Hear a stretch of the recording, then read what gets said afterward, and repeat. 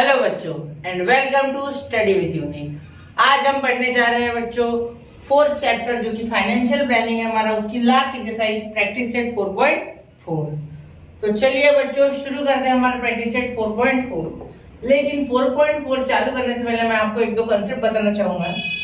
जैसे कि सबसे पहला कंसेप्ट जो इसमें बहुत इंपॉर्टेंट है बच्चों, वो है ब्रोकरेज। क्या है बच्चों? ब्रोकरेज। अब ब्रोकरेज क्या होता है बच्चों?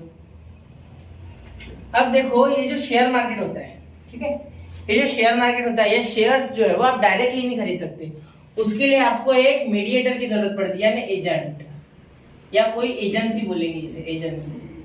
तो कुछ रजिस्टर्ड एजेंसीज होती है अंडर सेबी। सेबी सब पे पैसों की सेबी है, ये एक सिक्योरिटी समझ लो, एक पुलिस है। ये पुलिस है जो पूरे जो शेयर्स है, शेयर्स खरीदना बेचना या किसी की कितनी प्रॉपर्टी है उसके ऊपर नजर रखना, ये सेबी का काम है। जितने भी हमारे यहाँ जैसे प्राइवेट फर्म्स है, जैसे LIC या दूसरी कोई भी बैंक वगैरह, इन सब पे नजर कौन रखता है? सेबी। ये पुलिस की तरह है, ठीक है, इतना याद रखना सिर्फ, ठीक है। तो ये हमारे इतना काम का नहीं है, हमें उससे कोई लेना देना नहीं फिलहाल। हमें सिर्फ शेयर मार्केट हम डायरेक्टली जा नहीं सकते, तो एजेंसी लेके जाती है। तो एजेंसी चलाने के लिए कुछ पैसा लगता है इनको, तो उससे ही वो ब्रोकरेज, हम क्या बोलेंगे इन्हें? ब्रोकरेज।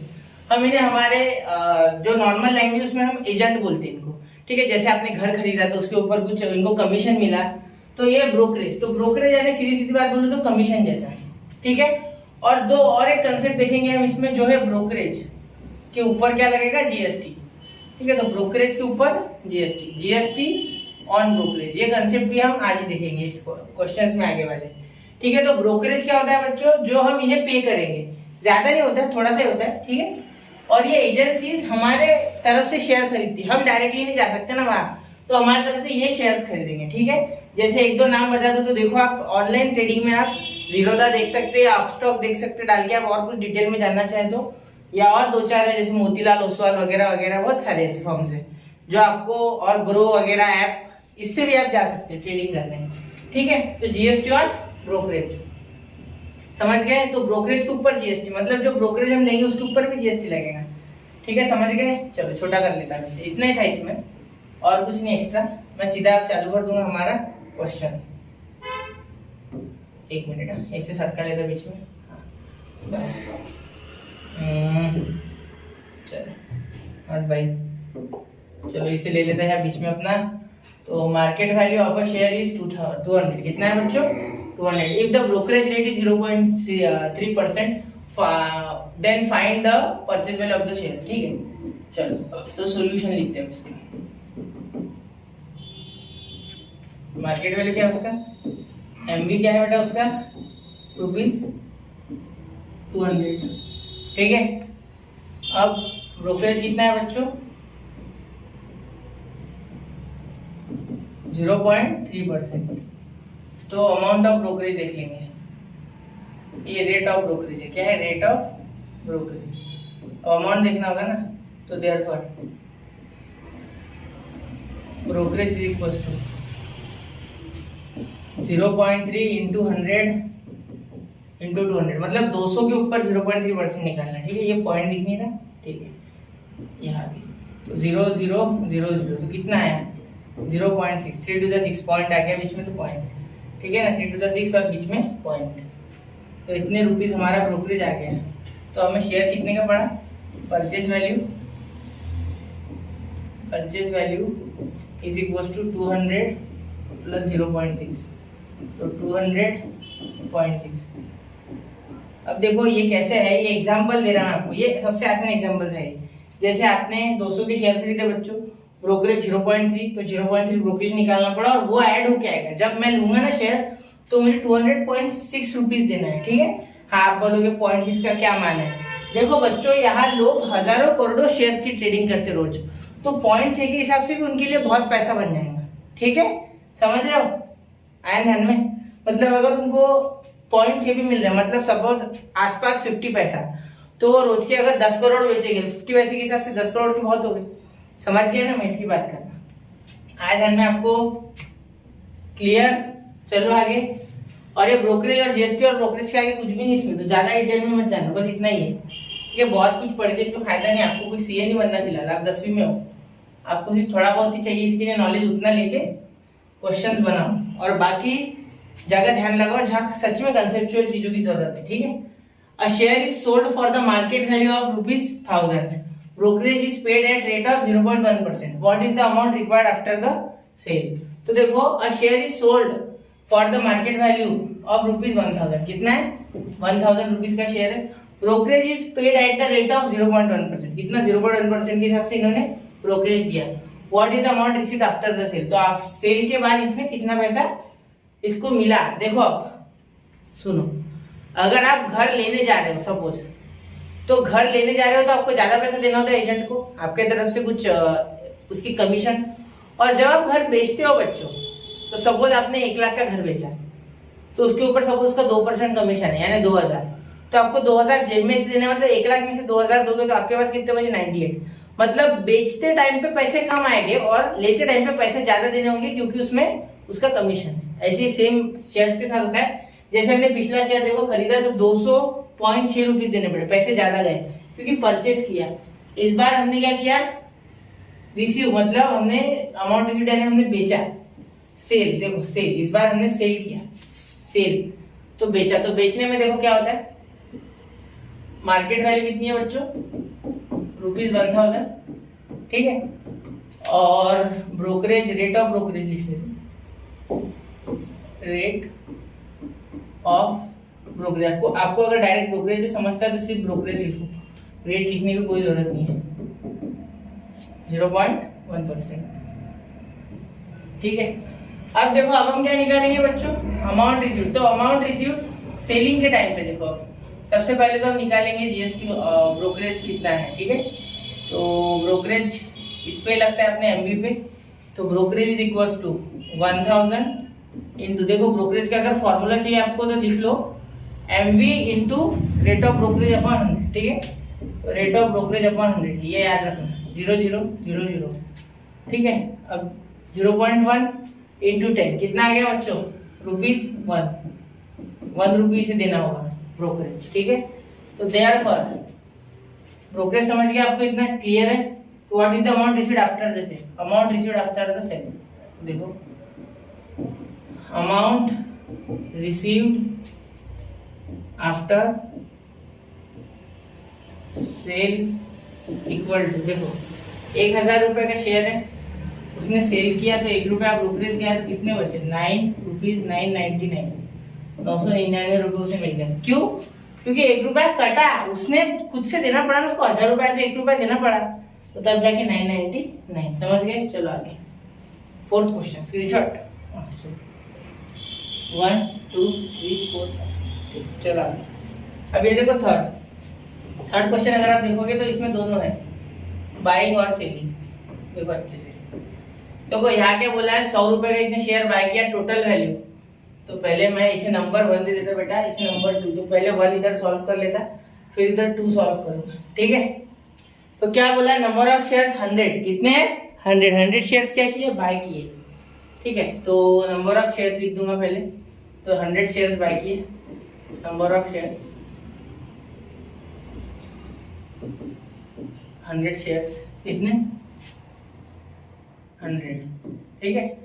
अब एमवी कितनी है बच्चों, ₹45, ठीक है। साथ ही में ब्रोकरेज 0.2, टोटल वैल्यू देखनी है, ठीक है। तो टोटल वैल्यू यानी सम इन्वेस्टेड, सीधी सीधी बात, total value equal to 100 shares into 45 is equal to ₹4500 only, ठीक है। अब ब्रोकरेज देखो, ब्रोकरेज कैसे, ब्रोकरेज क्या आएगा बेटा, ब्रोकरेज आ जाएगा 0.2, मतलब 0.2% निकालना है तो 0.2 अपॉन 100 इंटू किसका निकालना है बच्चों, 4500, पूरे के ऊपर ब्रोकरेज लगेगा ना, हर एक शेयर के ऊपर। तो ये आ जाएगा बच्चों 9 रुपीज, कितना 9 रुपीज। कैसे बता दो, देखो 45 टू द 9 पॉइंट आ गया बीच में, तो 9.0, तो 9.0 लिख के कोई फायदा नहीं, इसलिए ₹9 डायरेक्ट, ठीक है, समझ गए। चलो आगे चलो, ठीक है। अब ब्रोकरेज हो गया 9% GST and CGST on brokerage. ये देखो ये सीजीएसटी और जीएसटी ब्रोकरेज के ऊपर, ठीक है। तो ये हो गया जीएसटी कितना है उस पर जीएसटी 18, तो 9% से जीएसटी, तो मैं पहले जीएसटी निकाल लेता हूँ। जीएसटी ऑन ब्रोकरेज, जीएसटी क्यों निकाल रहा, क्योंकि इसका आधा मैं लिख लूंगा तो डायरेक्ट सीजीएसटी और एचजीएसटी भी और जीएसटी की प्रैक्टिस भी हो जाएगी हमारी। तो 9 रुपए पे जीएसटी कितना है बच्चों, 9 और 9 18, ये देखो ये 9 और ये 9 18%, जीएसटी कितना आ गया 18%, कितना आ गया 18, समझ गए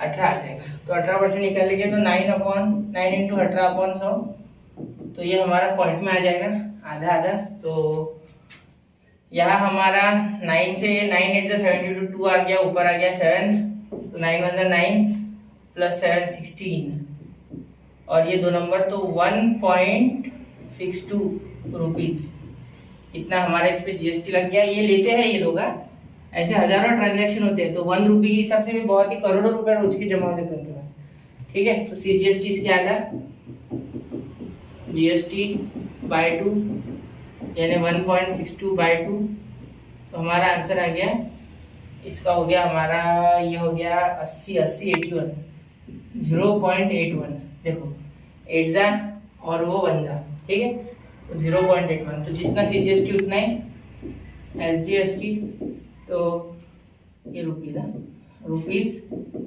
0.81, ये भी हो गया, ठीक है। तो अब लिख लूँ मैं, तो टोटल वैल्यू क्या आ गई, थोड़ा छोटा कर लूँ या ऊपर कर लूँ, इसे ऊपर कर ले, थोड़ा जगह ही नहीं बची, थोड़ा छोटा करना, चलो हो गया। हाँ अब देखो, अब क्या लिखना है मुझे, टोटल वैल्यू ऑफ शेयर्स, ये देखो यार बी लिखा है, मतलब बाय, क्या है बाय, खरीद रहा है, एस यानी सेल, ठीक है, तो बाय करना मतलब एक्स्ट्रा देना होगी, तो total value of shares is equals to, देखो ये 4500 जो कि टोटल वैल्यू है, प्लस ब्रोकरेज कितना है 9 रुपीज, प्लस सीजीएसटी और एचजीएसटी ऑन ब्रोकरेज, तो मैं इसको नहीं लिखूंगा डायरेक्ट जीएसटी ऑन ब्रोकरेज, क्योंकि इनमें से ये निकल रहे हैं, तो कितना हो जाएगा, अलग अलग से लिखोगे दिख जाएगा अच्छे से, तो ये हो जाएगा 1 रुपया तो 110, 510 हो गए, तो 4510.62, ठीक है 4510.62, तो यहाँ भी रेड पेन से भरता सारे, तो ये हो गया number of shares, total value हो गई 4500, ब्रोकरेज हो गया बेटा हमारा 9, सीजीएसटी एचजीएसटी हो गया 0.81 रुपीज, ठीक है, और जीएसटी भी हो गया बेटा रुपीज में, रुपीज 1.62, उसका नीचे लिख दूंगा, वहाँ लिखा नहीं है, वहाँ वो कॉलम होना चाहिए था वैसे बाकायदा, 4510.62, ठीक है। तो अब सेलिंग के टाइम निकाल लूं, चलो अब नंबर ऑफ शेयर्स इसके भी कितने हो जाएंगे, 75, ठीक है, एमवी मेन वैल्यू नहीं, मार्केट वैल्यू कितने हो जाएंगे, ₹200, सॉरी बेटा ₹200, ठीक है, जबान फिसल गई मास्टर की, चलो कोई बात नहीं। टोटल वैल्यू, अब टोटल वैल्यू कैसे निकाल लेंगे, सम इन्वेस्टेड, जैसे ये formula, number of shares into market value, तो कितने आ गए 15,000 रुपीज 15,000, ठीक है, समझ के आया ध्यान में। अब ब्रोकरेज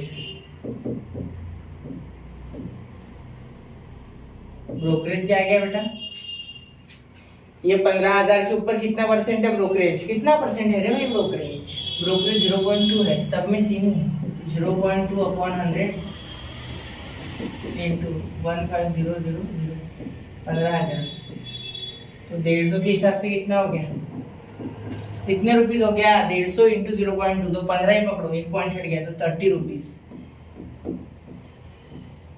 ज्यादा शेयर्स खरीदे ना, और वैल्यू भी ज्यादा है, शेयर्स भले कम है लेकिन वैल्यू बहुत ज्यादा है, डबल से भी ज्यादा, इसलिए ज्यादा ब्रोकरेज लग गया।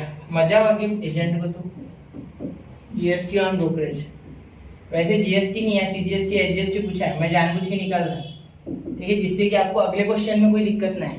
ठीक है, मेरा काम है आपके बारे में सोचना। ये कितना आ गया 9, ठीक है, तो ये 30 इसके ऊपर, और वही रेट है 18%, ठीक है, 18/100, तो 0 0, ठीक है, कट गया 0 0, यहाँ तो डायरेक्ट पॉइंट ही दिया था, यहाँ 0 कट गया, थैंक गॉड। ठीक है, अब यहाँ 8 3 जा, थैंक गॉड। क्यों बोला सर आपने? भगवान को थैंक करेंगे बच्चों कि हमें इतना अच्छा मैथ्स दिया। ठीक, 8 3 जा 24, 4 ऊपर आ गया 2, और 5 54, 5 4, तो ये 5 54, तो ये हो गया पॉइंट, ठीक है, बीच में, तो ₹5.4। CGST बच्चों 5.4 क्या था, 54 क्या था, 27 होता है।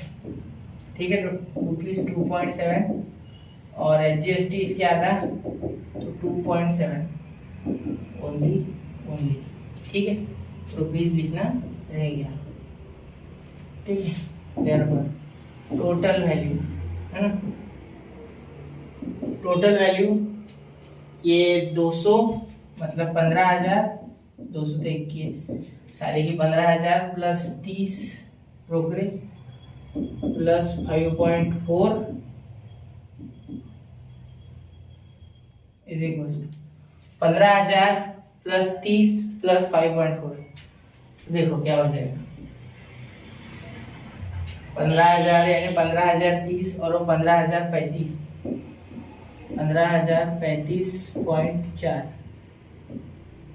ठीक है, इतने रुपीस का हो गया ये। समझे? क्लियर है? आता देख लो एक बार, समझ गए? क्लियर है? 15,035.4। चलो आगे एक बार देख लो, समझ गए? स्क्रीनशॉट निकाल लो उसका, थोड़ा सा सीलिंग और वो सही है क्या? सही है? किस किस ने पकड़ा बताओ, किस किस ने पकड़ा? जिसने पकड़ा वो बिल्कुल सही है, उसका यहाँ माइनस होना चाहिए सर, जिसके दिमाग में है। सेलिंग के वक्त तो देंगे ना, तो ये कटेगा, इतने नहीं मिलेंगे भाई। ठीक है, मिलेंगे नहीं ये पैसे, ये जाएंगे, ये माइनस हो गए भाई, ये माइनस हो गए, इन दोनों का एडिशन करके माइनस हो गए। क्योंकि देखो जीएसटी भी आपको ही देना है, कमीशन भी आपको ही देना है, तो आपके इसमें से कटेंगे ना भाई, एडिशन होके। जिसने पकड़ा ना भाई, आपने, आपका कैलकुलेशन या आपकी मेमोरी एकदम अच्छी है। ठीक है, जिसने नहीं पकड़ा उसका ध्यान नहीं है, बस उसको ध्यान देने की जरूरत है। मेमोरी सबकी अच्छी है सर, 2 नाव पे पैर रख रहे, कोई बात नहीं, सबका मन रखना पड़ता है। तो 35.4 यहाँ से 35.4 माइनस हो जाएगा इसमें से, तो यहाँ बच जाएगा बच्चों 14,935 गए, तो हमारे बचे 65, तो 64.6 इतने बचे। ठीक है, चलो आगे। ठीक है, स्क्रीनशॉट निकाल लिया होगा ना? ठीक है, चलो हो गया, निकाल लिया 1 2 3 4 इतने स्पीड से सर। चलो 4th लिख लिया करो, नोट स्क्रीनशॉट से अच्छा नोट्स वो स्क्रीनशॉट मोबाइल में रह जाते, देखते भी नहीं आप उसको। देखो, Shrimati Desai sold shares of face value 100, कितना फेस वैल्यू कितना 100 है। एक एक वैल्यू लिख लिया करो, पहले सॉल्यूशन भी पहले लिख लिया करो सर, लिख रहा बेटा। मार्केट वैल्यू ₹50, ठीक है, एंड रिसीव्ड 4988.20, कितने पैसे मिले 4988.20। अमाउंट रिसीव्ड कितने मिले 4988.20, इतने पैसे उसे वापस मिले। ठीक है, वहां रुपीज नहीं लिखा मैंने। She paid brokerage of 0.2%, rate of brokerage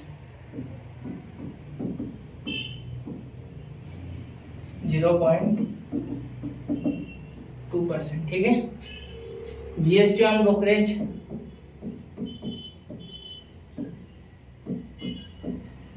brokerage pay GST कितना दिया भाई इसने, आंटी ने जीएसटी ऑन ब्रोकरेज दिया 18%।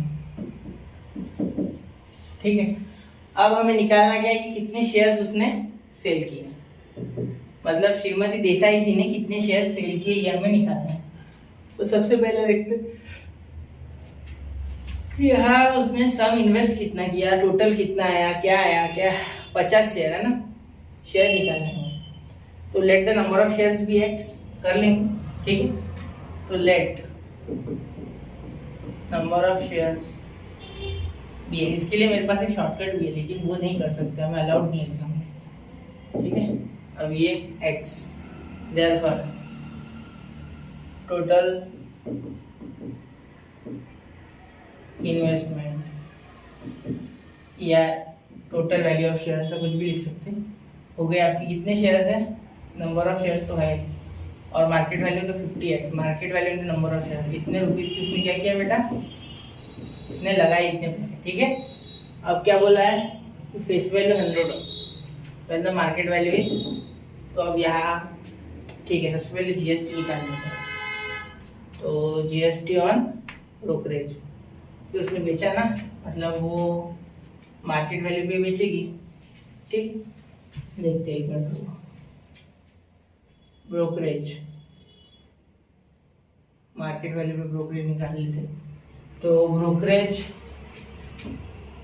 उनका ब्रोकरेज कितना गया बेटा, ये पेन बड़ा रंग बदलता क्रिकेट की तरह, एक मिनट, हाँ ब्रोकरेज कितना है, ब्रोकरेज उन्हें परसेंटेज कितना है 0.2, तो 50x इंटू 0.2 अपॉन 100, 50 से ये कटा दूंगा तो 0.2, 2 से ये कटा तो 0.1 ही बचा, तो ये 0.1x, इतने रुपए उसने कह दिया, ब्रोकरेज दिया, ठीक है। और आगे एंड जीएसटी ऑन ब्रोकरेज 18%, तो उसके ऊपर जीएसटी निकालेंगे। ब्रोकरेज कितना हो गया बेटा, कितना हो गया, 18% है ना, तो 0.1x इंटू 18 अपॉन 100, बाप रे कितने पॉइंट आएंगे भाई, है ना यार, कितने पॉइंट आ रहे हैं, 38 को मल्टीप्लाई करोगे 1.8 हो जाएगा, और 2 जीरो, देखो इसका हो जाएगा 0.18, ठीक है, और ये ऑलरेडी पॉइंट है, ठीक है। इसे 18 से मल्टीप्लाई करोगे 1.8 हो जाएगा, और 2 जीरो देना पड़ेगा, तो 0.018 x, इतने रुपीज। सब जगह मैंने क्या किया, देखो यहाँ मैंने कुछ भी नहीं किया, यहाँ पहले मल्टीप्लाई किया तो 1.8 आया, और 1.8 अपॉन 100, तो और 2 जीरो देने हैं, तो कोई एक नंबर 1 था, 1 अंदर चलेगा, साथ में 0, ठीक है, क्लियर है। अब ऐड करेंगे, तो देखो बच्चों ब्रोकरेज आ गया ₹0.018x।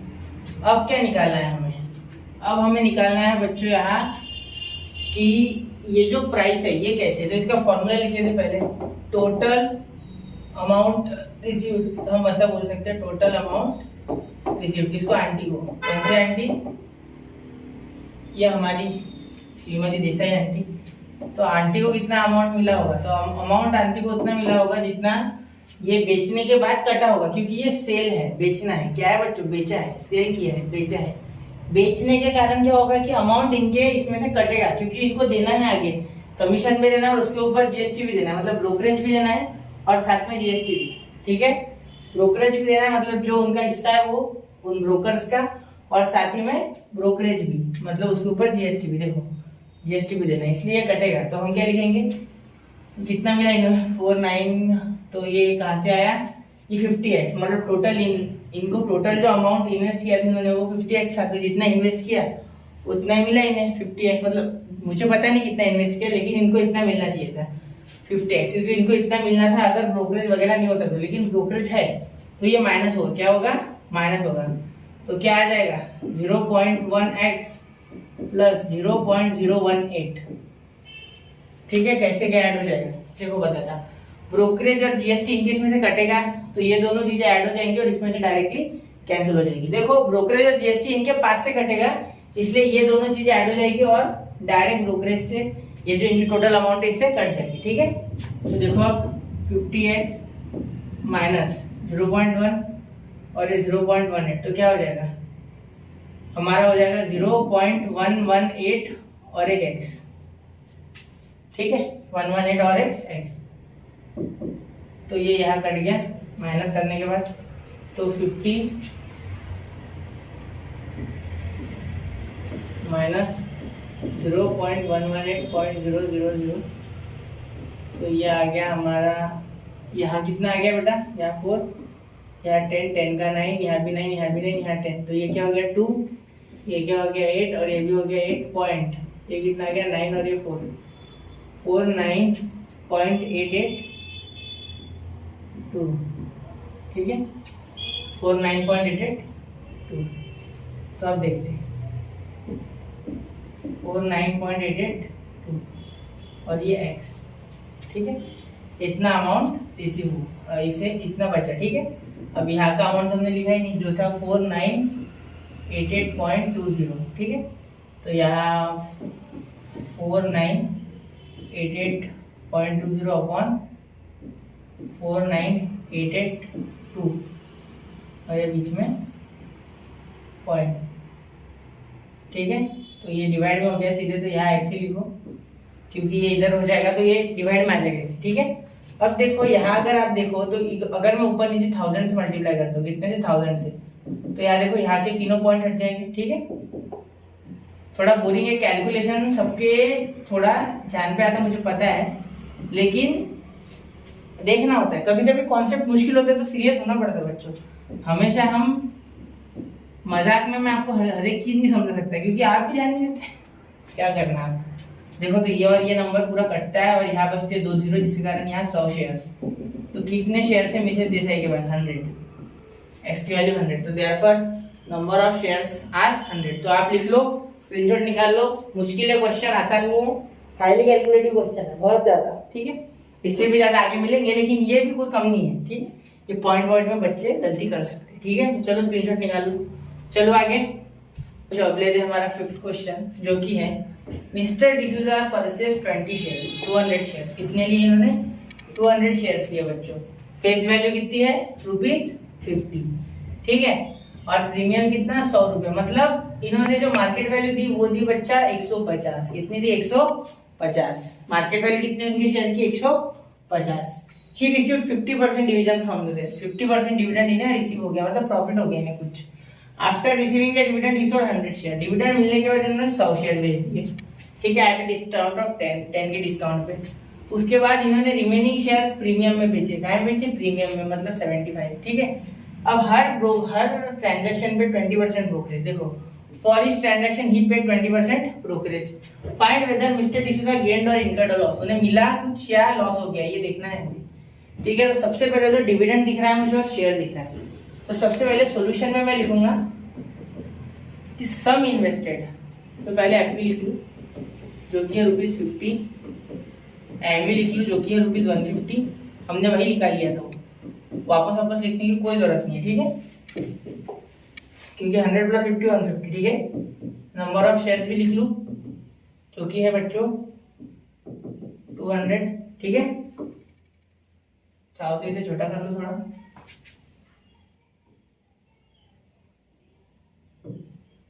ठीक है। अब देखो, अब हम क्या करेंगे आगे, ही रिसीव्ड 50% डिविडेंड, तो पहले डिविडेंड निकाल ले। डिविडेंड इनकम पर शेयर नहीं निकालूंगा इस बार, डायरेक्ट निकालूंगा, पर शेयर निकालूंगा नहीं, डायरेक्ट निकालूंगा, ठीक है। तो multiplied by number of shares कर दूंगा मैं, ठीक है। तो अब देखो यहाँ कितना है 150, तो एफपी पे होता है, तो 50 इंटू डिविडेंड कितना है 50% अपॉन 100, 0000, ठीक है। और शेयर्स कितने हैं 200, तो देयरफॉर नहीं, अलग ही कर लेता है, जान दो, ₹25, ठीक है। इतना इन्हें पर शेयर पे डिविडेंड मिल गया, अब पर शेयर लिख देता है, चलो। अब dividend income total dividend income 200 into 25, तो ये आ गया 5000। कितना आ गया बच्चों? 5000 रुपीज, 5000, ठीक है, हो गया। अब आगे देखो, अब क्या बोला है कि इन्होंने कितने शेयर्स बेच दिए? 100 शेयर्स एट द प्रीमियम, ठीक है। तो देखते सबसे पहले at discount of 10, therefore at discount of ₹10, MV equal to 50 जो FV है माइनस जो FV है पहले की FV माइनस 10 तो कितना आ गया ₹40। देयरफॉर अमाउंट रिसीव्ड जो मिली होंगी इन्हें पैसे, ठीक है ना, बेचने के ऊपर कितने बेचा होगा, मार्केट वैल्यू 40 पे बेचा और 100 शेयर बेचे, मतलब कितने मिल गए 4000। कितने मिल गए बच्चों, ₹4000 मिल गए, समझ गए, 4000 इनको और मिले, ठीक है। अमाउंट रिसीव्ड 4000 हो गई, ठीक है।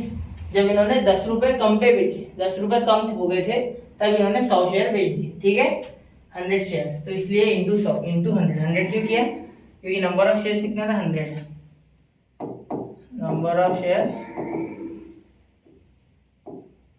100, कितने बेचे 100 बेचे, ठीक है। अब हम आगे देखेंगे एट प्रीमियम, अब प्रीमियम पे बेचा, एट प्रीमियम ऑफ ₹75, 100 शेयर्स, इस बार भी नंबर ऑफ शेयर्स 100, ठीक है। Their market value equal to 75 हो गया, तो ये हो गया हमारा मार्केट वैल्यू हो गया 50 प्लस 75, प्रीमियम है ना तो ऐड हो जाएगा, तो ₹125, ठीक है। देयरफॉर अमाउंट रिसीव्ड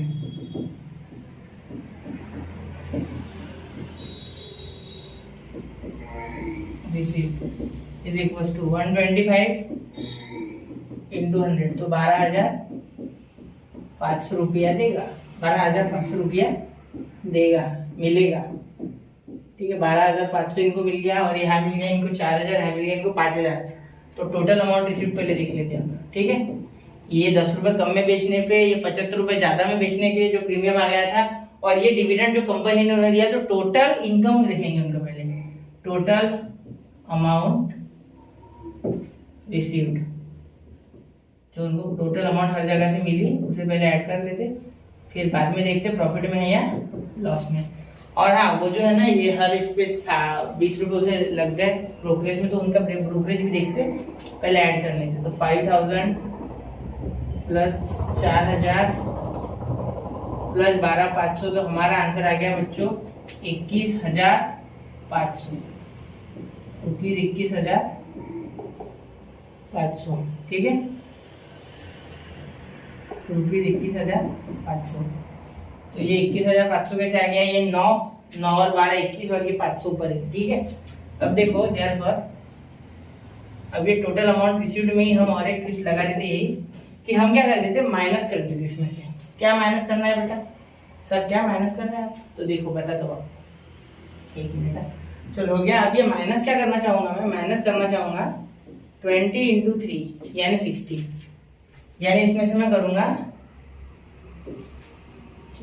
करूंगा माइनस का 60, ठीक है। कैसे करूंगा, तो देखो 21,500 माइनस 60, तो कितना आ गया बेटा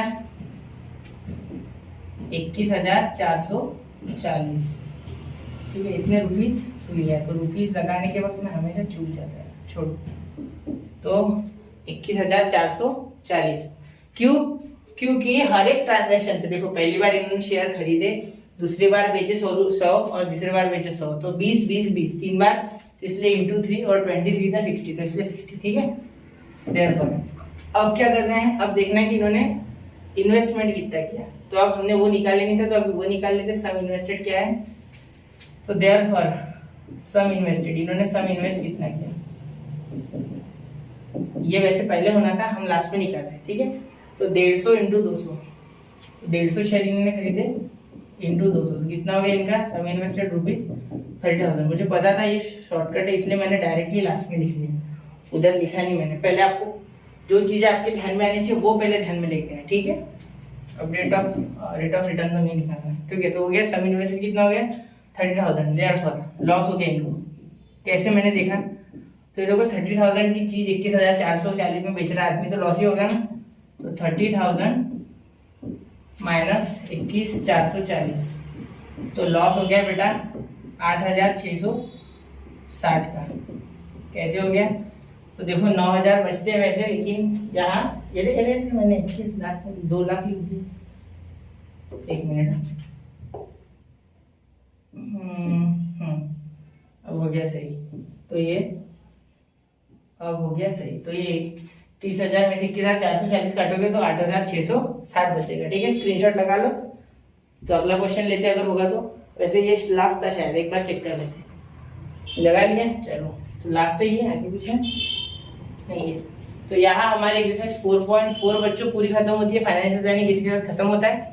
अब हम करेंगे प्रॉब्लम सेट, जल्दी लेके आऊंगा। तब तक के लिए नोट्स बनाते रहे, पढ़ते रहे, आगे बढ़ते रहे, फाइनेंशियल प्लानिंग के फॉर्मूले लर्न करते रहे। जय हिंद, जय भारत।